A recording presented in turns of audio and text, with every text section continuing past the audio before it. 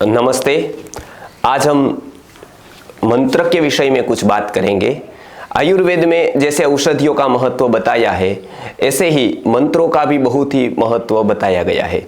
देव व्यपाश्रय चिकित्सा एक तृतीय विभाग की चिकित्सा बताई गई है, अर्थात एक बहुत महत्वपूर्ण चिकित्सा बताई गई है। आयुर्वेद में 3 प्रकार की चिकित्सा है, देव व्यपाश्रय, युक्ति व्यपाश्रय और सत्वावजयी चिकित्सा। इसमें देव व्यपाश्रय चिकित्सा का बहुत महत्व बताया गया है। इसके लिए चरक संहिता में भी देव व्यपाश्रय चिकित्सा के अंतर्गत बहुत सारे मंत्र अनेक रोगों के लिए बताए गए हैं। सुश्रुत संहिता में देखें तो जहर के लिए अनेक प्रकार के मंत्र और मंत्रों का प्रभाव शरीर पर कैसे होता है और कोई भी औषधि से जल्दी मंत्र शरीर से जहर को, टॉक्सिन्स को कैसे बाहर निकालता है, उसके विषय में सुश्रुत संहिता में भी बताया गया है। वाग्भट में भी अष्टांग हृदयम और अष्टांग संग्रह में मंत्रों की बात बताई गई है। तो आयुर्वेद का कोई भी ग्रंथ होगा उसमें औषधि के साथ मंत्र की बात होगी। लेकिन आज जो है वो मंत्रों का परिणाम या तो मंत्रों का प्रयोग नहीं हो रहा है ठीक तरीके से। प्रयोग यदि होता है तब तो उसके परिणाम मिलते ही है, लेकिन उसके लिए जरूरी होता है संस्कृत में शुद्ध रूप से बोलना, मंत्रों का जो उच्चारण है वो ठीक तरह से करना, उसको सीखना। तो आज हम देखेंगे कि मंत्रों के कैसे परिणाम होते हैं और उसके ऊपर क्या क्या ऋषि मुनियों ने लिखा है और बाहर क्या संशोधन होते हैं हुए हैं। तो सबसे पहले हम देखते हैं कि मंत्रों का एक ध्वनि होता है। जैसे संगीत का एक ध्वनि होता है, उस तरह से मंत्रों का एक ध्वनि होता है। उस ध्वनि की कुछ तरंगे होती है और वो तरंगों की असर हमारे मस्तिष्क पर और हमारे पूरे शरीर पर होती है। खास करके उसमें मस्तिष्क पर होती है, इसके लिए उसका नाम मंत्र ऐसा है, मननात् त्रायते, जिसका मनन करने से अनेक प्रकार के रोगों से हमारा रक्षण होता है, उसको ही मंत्र बताया जाता है, मंत्र कहा जाता है। मंत्र शब्द की व्युत्पत्ति है। अब मंत्र के क्या क्या परिणाम होते हैं वो हम देखते हैं क्या क्या हुए हैं। अमेरिका में खास करके इसके ऊपर बहुत ही शोध कार्य हुआ है। वॉशिंगटन यूनिवर्सिटी में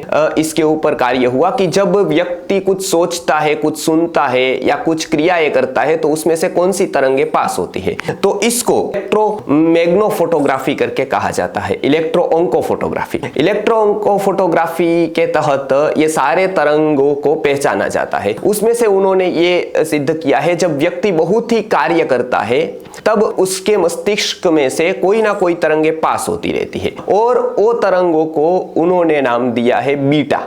जब हम क्रियाशील होते हैं, कार्यशील होते हैं, मन सोचता रहता है, क्रियाशील होते हैं, तो बीटा नाम की तरंगे होती है, वो 7 से 10 तक पर सेकेंड निकलती है। उसके बाद जब व्यक्ति मूर्छित होता है, जब थोड़ा थक जाता है और थोड़ा बहुत थकान में थोड़ी बहुत निद्रा लेता है, तंद्रा जिसको कहते हैं, स्वप्न वाली, उसमें से कुछ तरंगे पास होती है। वो मस्तिष्क की दूसरी अवस्था है और वो अवस्था में जो पास होती है तरंगे, उसको उन्होंने नाम दिया है थीटा। उसके बाद जब व्यक्ति गाढ़ निद्रा लेता है, एकदम डीप स्लीप में चला जाता है और उसकी थकान उतर जाती है, मन एकदम शांत होता है, तब उसमें से जो तरंगे निकलती है वो अलग प्रकार की तरंगे है और उसका नाम उन्होंने डेल्टा दिया है। वो पर सेकेंड 5 से 7 तरंगे निकलती है। और चौथी जो तरंगे है वो योगी या कोई भी सज्जन व्यक्ति या सात्विक व्यक्ति जब ध्यान में बैठता है और उसका ध्यान लगता है तो उसमें से उसका मस्तिष्क एकदम शांत हो जाता है, लेकिन जागरूक होता है। निद्रा में वो जागरूक नहीं होता है, लेकिन ध्यानावस्था में शांत होने के बावजूद वो जागरूक होता है। तो इसमें से एक विलक्षण तरंगे निकलती है और उस तरंगों का नाम उन्होंने अल्फा दिया है। अल्फा तरंगे उसका नाम बताया है। वो भी पर सेकेंड 10 से 15 तक निकलती है, वो सबसे ज्यादा निकलती है। और वो तरंगों से क्या होता है तो उन्होंने संशोधन के ऊपर ये घोषित किया कि ये तरंगों का हमारी रोग प्रतिकारक शक्ति के ऊपर बहुत ही अच्छा प्रभाव होता है, रोग प्रतिरोधक क्षमता बढ़ जाती है वो तरंगों से। अब एक तो ये ध्यान से, समाधि से, ये अवस्था में ये मन से तरंगे निकलती है। दूसरा, जब कोई मंत्र हम सुनते हैं या ऐसी ध्वनि का कंपन हम लेते हैं, ध्वनि सुनते हैं, कंपन सुन लेते हैं, या तो फिर कोई मंत्र, विशिष्ट प्रकार का कोई मंत्र सुनते हैं, तो भी ये तरंगे निकलने लगती है मस्तिष्क में। जब हम उसको तदाकार हो जाते हैं, एकाग्र हो जाते हैं या हम उसका उच्चारण करते हैं, बोलते हैं उसको, तो उसके ऊपर बहुत ही कार्य किया गया। तो विशिष्ट मंत्र से क्या मस्तिष्क पर या क्या शरीर पर प्रभाव होता है और साइकोसोमेटिक डिसीज पर या साइको डिसीज पर, सोमेटिक डिसीज पर उसका क्या प्रभाव होता है, उसका शोध कार्य हुआ। जी न्यूज ने डीएनए में एक बार गायत्री मंत्र का और महामृत्युंजय मंत्र का एक एपिसोड दिखाकर उसमें अलग अलग ग्रुप के पेशेंट को ये मंत्रों से क्या लाभ हुआ है ये बताया है, उन्होंने दिखाया है, आप देख सकते हैं। लेकिन एक तो एक सामान्य है क्योंकि वो डॉक्टरों ने दो ही मंत्र जाने, एक गायत्री मंत्र एक महामृत्युंजय मंत्र। लेकिन जब मंत्र शास्त्र का अध्ययन करते, ऋग्वेद का अध्ययन करते हैं, उसमें एक एक रोगों के ऊपर विशिष्ट मंत्र बताए हैं। महामारी के समय पर अलग अलग प्रकार के रोगों के ऊपर विशिष्ट मंत्रों का जप करने का बताया है।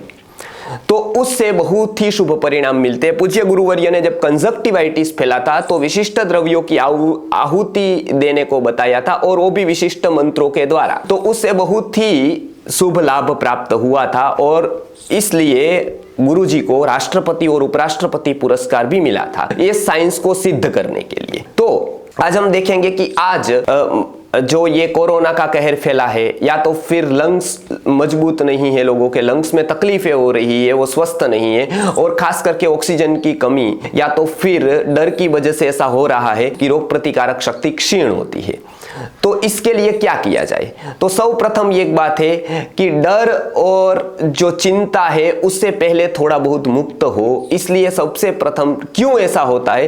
क्योंकि जब भी महामारी आती है तब ऐसा होता है कि वो रोग से कम मरते हैं लेकिन डर से ज्यादा लोग मर जाते हैं, भय से ज्यादा लोग मर जाते हैं। इसका भी शोध हुई, बहुत सारे केंद्रों में बहुत सारे वैज्ञानिकों ने इसके ऊपर शोध की। जब मन भय से या चिंता से, व्यग्रता से ग्रसित होता है तब लैक्टिक एसिड बढ़ जाता है अपने पूरे शरीर में, और जब लैक्टिक एसिड बढ़ जाता है तो रोग प्रतिरोधक क्षमता कम हो जाती है और कोई भी रोग हमको पकड़ सकता है। तो सर्वप्रथम इसकी बातें कम सुने, न्यूज कम देखे या न देखे, बहुत ही अच्छा है वो समय आप उसमें न दे, क्योंकि जब जब आप देखते हैं तो अपने शरीर में लैक्टिक एसिड बढ़ जाता है। लैक्टिक एसिड बढ़ने पर मन चिंतित, भयग्रस्त हो जाता है और रोग प्रतिकारक क्षमता क्षीण हो जाती है। तो रोग का चिंतन के कारण रोग आ जाता है, रोग के चिंतन के कारण। तो क्या करें? तो श्री सूक्तम का एक जप बताया है। श्री सूक्तम आपको पता होगा ऋग्वेद का एक अद्भुत सूक्त है। काश्यप संहिता नामक ग्रंथ में अनेक औषधियों का निर्माण श्री सूक्तम को बोलते बोलते करना है। तो एक तरफ औषधि उतना काम करेगी और एक तरफ श्री सूक्तम इतना काम करेगा, ये बताया गया है। और नासा में तो भी प्रयोग हुआ था, तो उसमें श्री सूक्तम के जाप के श्री यंत्र की आकृति निर्मित हुई थी, ऐसी भी खबर आई थी। तो ये ध्वनि की तरंगे जो श्री सूक्तम की है वो बहुत ही प्रभावी है। उसमें भी जब भी ऐसे रोगों से जब भय होता है, भयाक्रांत जब समाज हो जाता है, तब ऋषि मुनियों ने एक मंत्र बताया है जो श्री सूक्तम का 8वां मंत्र है। और वो 8वां मंत्र सुनने से, उसका जप करने से बहुत ही शुभ परिणाम प्राप्त होता है। बोलेंगे तो बहुत ही प्रभाव होगा। रोज न्यूज जो देखते हैं हम आधा घंटा पौना घंटा, उसके स्थान पर आप केवल 15 मिनट ये मंत्र का 11 बार जप करेंगे तो बहुत ही अच्छा होगा। और इसकी तरंगों से हमारे जो शरीर में, हमारे मस्तिष्क पर शुभ तरंगे आएगी और उससे रोग प्रतिकारक क्षमता हमारी बढ़ जाएगी और हम बहुत रोगों से बच सकते हैं। क्या है मंत्र वो देखते हैं। क्षुत पिपासाम अलाम ज्येष्ठाम अलक्ष्मीम नाशयाम्यहम अभूतिम समृद्धिं च सर्वानिर्णुद मे गृहात्। ये ऋग्वेद का श्री सूक्तम का मंत्र है। मैं और भी ऑडियो उसका करके मैं रखूंगा और वो भी आप उसको सुन सकते हैं ऑडियो को और धीरे धीरे उसको सीख सकते हैं। तो ये जो श्री सूक्तम का 8वां मंत्र है वो बहुत बार भारत में ऋषि मुनियों ने परीक्षण करके उसके लाभ प्राप्त किए हैं और उन्होंने मंत्र शास्त्र में ये बात लिखी है कि इस मंत्र का जप करने से बहुत सारे भयों से, रोगों से, संक्रामक रोगों से मुक्त हो सकते हैं। तो ऋग्वेद का ये मंत्र ही